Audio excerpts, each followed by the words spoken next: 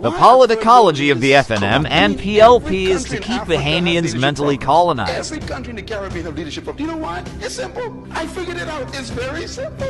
Why are there so many lack of great leaders in your country among black African people? Or even Mexicans, the Asian people?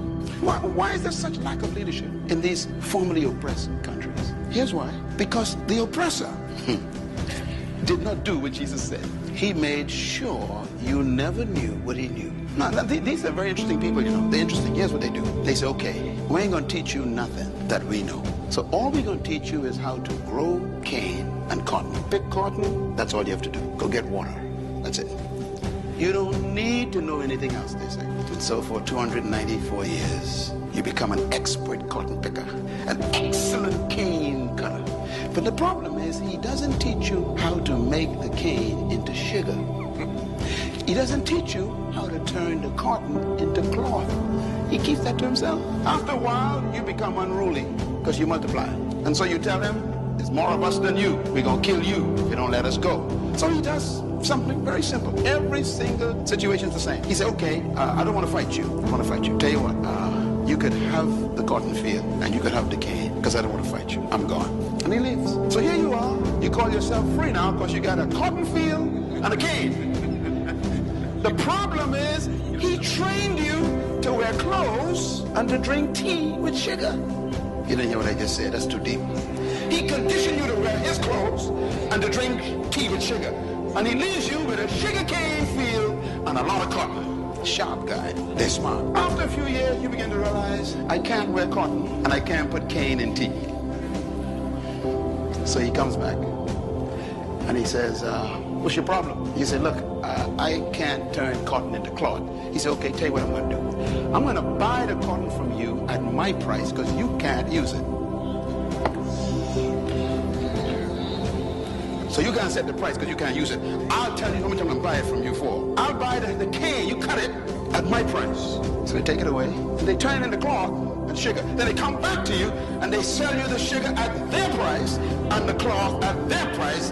And here you are now, instead of being directly oppressed, you are economically oppressed. They didn't train you to be producers. And now you thought you were free. So the kind of seminars I have is the seminars that help you learn how to make sugar. The kind of work I do is to teach you how to turn cotton into cloth.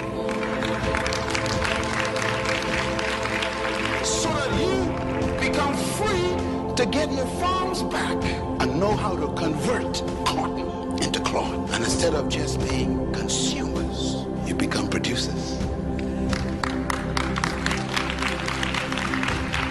This is leadership.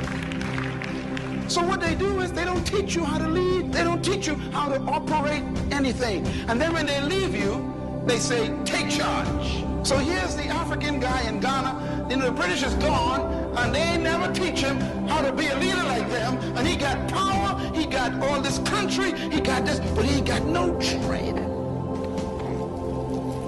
And so we have a slave wearing a crown. Woe to the land when a slave becomes king. Words of Solomon. Now what I think is unfair is that they come back later and say, see, you can't rule. I told you, you ain't born to rule.